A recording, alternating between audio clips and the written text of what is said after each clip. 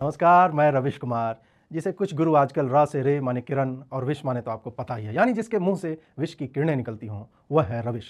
और विश का छोटा रिचार्ज मैं हर प्रातः संध्या काल में विश किट का सेवन चाय के साथ करते हुए कर लेता हूं। आप कह सकते हैं कि अब मैं छोटा मोटा शिवदत्त तो बन ही गया हूं, बस तलाश है एक नाग की जो मेरे जीभ पर रोज आकर डस ले। नहीं, अंजुम जी नहीं चलेंगे, क्योंकि वैसे विषैले तो वो भी कम नहीं है। अंजुम जी का एक काटने का जीभ और छिटक कर ये देखिए ये कहते हुए गाल पे काट लेते हैं। खैर, जो भी है, समाचार है कि नरेंद्र मोदी पर लखीमपुर खीरी की रैली में गोली चली और कान को छूकर निकल गई। इस पर बवाल हो गया है कि प्रधानमंत्री पर गोली चल गई और विपक्ष इसके लिए उत्तरदायी है।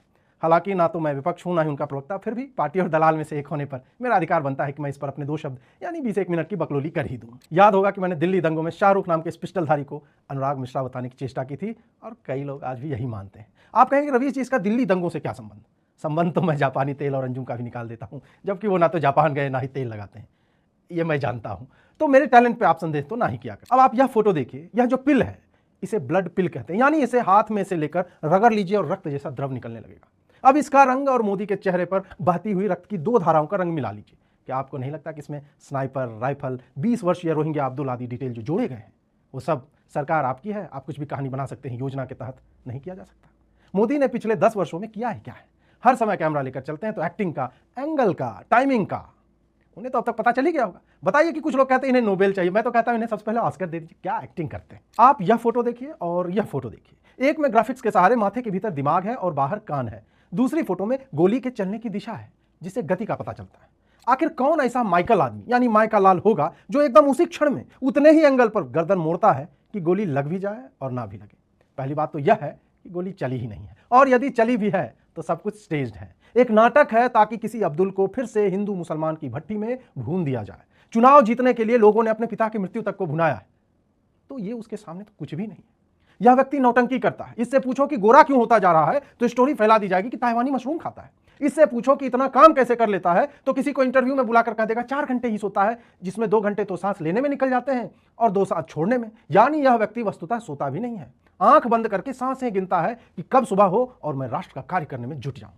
इस बार तो मुझे भी इंटरव्यू लेने का न्योता आया था और मैंने कड़े सवाल भी लिख लिए थे, लेकिन गेट पर मुझे कह दिया गया कि मैंने जो सरिया पर देवनागरी लिपि में लेजर से प्रश्न खोद रखे थे वो भीतर ले जाने की अनुमति नहीं। आप ही बताइए कि क्या प्रधानमंत्री आवास का गार्ड मुझे यानी मैग सैशेधारी, हालांकि मैंने कहा था कि मैग सैशे थोड़ा छोटा है, मुझे मैग किलो अवार्ड दे दो, पर सैशे ही दिया। खैर, मैं कह रहा था क्या पीएम आवास का गार्ड मुझे बताएगा कि कड़े प्रश्न का मतलब क्या होता है?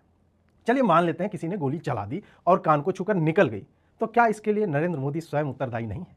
मैं तो कहता हूं कि किसी युवा को एक दिन की दिहाड़ी मिली थी कि ले राइफल और मार दे गोली, काम होने पर मनरेगा का डबल ले लेना। और आपको बेरोजगारी से इतना प्रेम है कि आपने उस युवक के घर में 2 जून की रोटी नहीं बनने दी क्योंकि जुलाई का महीना चल रहा है।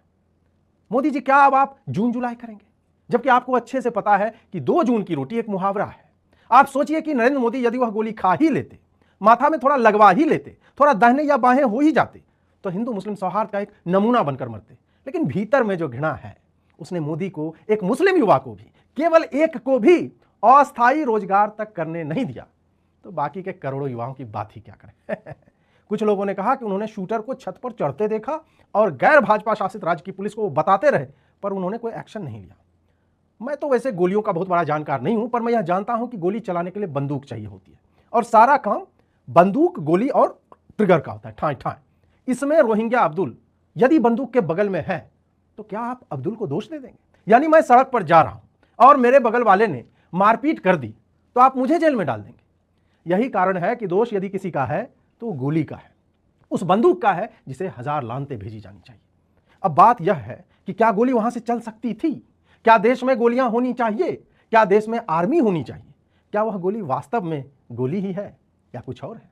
मोदी गोली तो नहीं दे रहा। मित्रों, सारी चर्चा इस बात पर है कि गोली चल गई, कोई यह क्यों नहीं पूछ रहा है कि गोली क्यों चली? क्या गोली के पांव होते हैं कि चल जाएगी?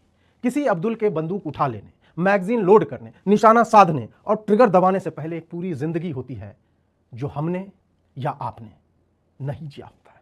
हम और आप नहीं जानते कि गोली मारने वाले के जीवन में क्या संघर्ष रहे होंगे, उसका घर कैसा था, माता पिता कैसे थे, स्कूल में वह कैसा था, क्या वह भी इस हिंदू मुसलमान के नफरती वातावरण में पल बढ़कर हृदय में विष छुपाए घूम रहा था? कौन है उसकी इस दशा का उत्तरदायी? क्या नरेंद्र मोदी को इस देश के सामने प्रेस कॉन्फ्रेंस करके बताना नहीं चाहिए कि उसके द्वारा मुसलमान, मंगलसूत्र, मछली, घुसपैठिया अधिक बच्चा पैदा करने वाले ये सब भाषणों में मुसलमान कितना छोटा होता जा रहा था। क्या मोदी बताएंगे कि राम मंदिर बनवाने की क्या आवश्यकता थी, जबकि हर सोसाइटी में मंदिर है, हर पीपल के नीचे मूर्तियां हैं, कहते भी हैं कण कण में राम बसते हैं। क्या यह कार्य केवल एक पूरी आबादी को समाज से अलग थलग रखने के लिए कोर्ट के माध्यम से नहीं किया गया? इससे भी आपका दिल नहीं भरा तो आपने मंदिर का उद्घाटन किया, लाइव कवरेज हो रही है, अखबारों के पन्ने पटे पड़े। क्या आपको नहीं लगता कि कोई 20 वर्षीय अब्दुल जब वह पढ़ता होगा, खैर पढ़ता तो क्या ही होगा, लेकिन स्क्रिप्ट में है, तो क्या आपको नहीं लगता कि कोई 20 वर्षीय अब्दुल जब वह पढ़ता होगा, वो छवियां देखता होगा, तो उसके हृदय में क्या यह भाव नहीं आएगा कि जिसने इस मंदिर को बनवाया है उसे मैं देख लूंगा? मोदी पर गोली चलने का कारण मोदी स्वयं है, उसकी राजनीति है, क्योंकि यह व्यक्ति संविधान बदलने आया है। यह व्यक्ति मुसलमानों से 4 पत्नियां छीनकर बाकी 3 हिंदुओं को दे देना चाहता है। यह व्यक्ति यूसीसी के माध्यम से हिंदू मुसलमान को बराबर बनाना चाहता है, जबकि किताब में लिखा है कि काफिर हीन है, नीच है, वाजिबुल कत्ल है। तो फिर यूसीसी लाकर आप क्या साबित करना चाह रहे हैं? बात यह है कि मोदी ने इन्हें कोने में ढकेल दिया है और उसी कारण से कोई 20 वर्षीय नवयुवक एक सुबह जगता है और यह तय कर लेता है कि मानवता के दुश्मन मोदी को, लोकतंत्र के शत्रु मोदी को, संविधान मिटाने को इच्छुक मोदी को डेमोक्रेसी के हित में मार देना चाहिए। हमने और हमारे जैसे विषैले जो भी आप तो समझ ही गए होंगे, फिर से लेते हैं। हमने और हमारे जैसे लाखों लाख तो एंकर अब बचे भी नहीं, उतना पैसा भी हम लोग को नहीं दे पाएंगे। हमने और हमारे जैसे कई एंकरों ने पिछले 10 वर्षों में सबको यही बताया है कि यह व्यक्ति जो क्रोमा कटने के बाद मेरे पीछे है, लोकतंत्र के लिए कितना घातक है, एक संकट है, इसको हटाना यानी एलिमिनेट करना अत्यावश्यक है। हमने फेक न्यूज का सहारा लिया, हमने न्यूट्रल होने का ढोंग रचकर खड़गे, प्रियंका, राहुल, तेजस्वी सबकी प्रोफाइलिंग की कि ये लोग कितने महान हो रहे हैं आजकल। मेरे बेटे राठी ने भैंस के मांस को बीफ बताया, गाय के गर्दन में लटक करके 303 सीट लाने वाले नेता को तानाशाह बताया। अमित शाह का वीडियो एडिट कर हमने बताया कि आरक्षण समाप्त हो जाएगा। लेकिन इस देश की जनता ने क्या चूरन फांक लिया है कि फिर से बहुमत इनके गठबंधन को दे दिया है और हम हैं कि बताते फिर रहे कि 99 240 से बड़ा होता है।